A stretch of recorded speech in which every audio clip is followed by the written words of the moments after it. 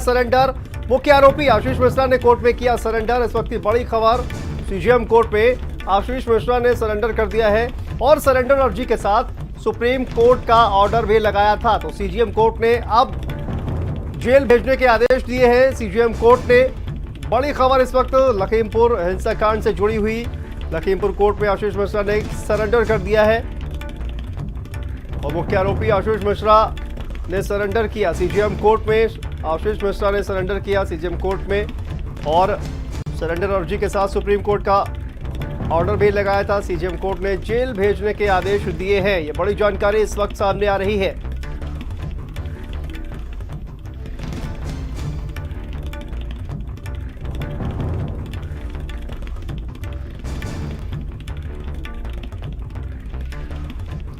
और इसी खबर पर हमारे साथ संवाददाता शारिक खान हमारे साथ जुड़ गए लखीमपुर से। शारिक, क्या जानकारी आ रही है? ये जो लखीमपुर कांड है, अब आशीष मिश्रा ने जिस तरह से सुप्रीम कोर्ट ने आदेश दिया था, जमानत रद्द कर दी थी, अब आशीष मिश्रा ने सरेंडर कर दिया है। क्या अधिक अपडेट है इस पर?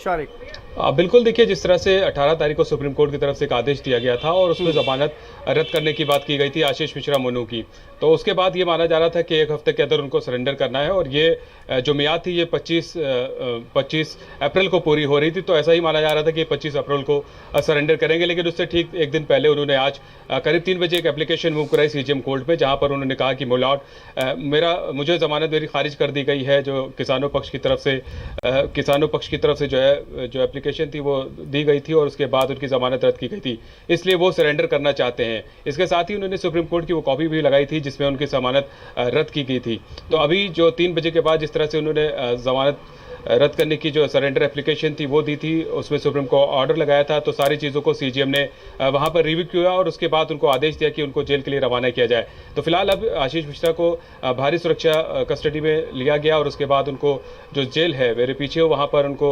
ले जाया गया है और वो जेल के अंदर जा चुके हैं अभी। शांतनु जी बिल्कुल, और जिस तरह से कहा जाए कि आशीष मिश्रा के जो बेल उनको मिली थी उसको लेकर जिस तरह से विरोध प्रदर्शन हुआ था, उसके बाद सुप्रीम कोर्ट में ये पूरा मामला गया और सुप्रीम कोर्ट ने उनकी जो बेल थी वो रद्द कर दी थी। और अब इस फैसले के बाद, सुप्रीम कोर्ट के फैसले के बाद, और चूंकि सरेंडर कर दिया है, वहां पर जो तमाम कहा जाए कि इस फैसले का विरोध कर रहे थे, उनका क्या कुछ कहना है शारिक?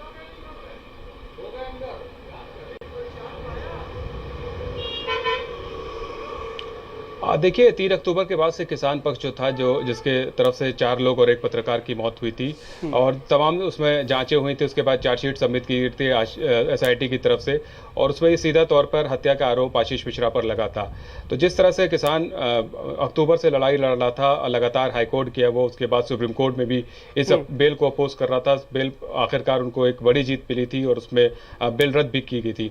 तो किसानों के पक्ष की तरफ से तो इस बेल ऑर्डर के सामने आने के बाद, जो रद्द होने का जो ऑर्डर था उसके सामने आने के बाद, तो खुशी जाहिर की गई थी। और अभी चूंकि आशीष मिश्रा जा चुके हैं तो जाहिर सी बात है उनके पक्ष में एक मायूसी भरा माहौल जरूर होगा। बिल्कुल शारिक, और इस वक्त का वहां पर अगर देखा जाए तो क्या माहौल है, क्योंकि आशीष मिश्रा को जेल भेज दिया गया है और क्या, जैसा कि आपने बताया था कि उनको कौन सी बैरक में रखा जाएगा, इस वक्त क्या वहां से अपडेट अधिक आ रही है?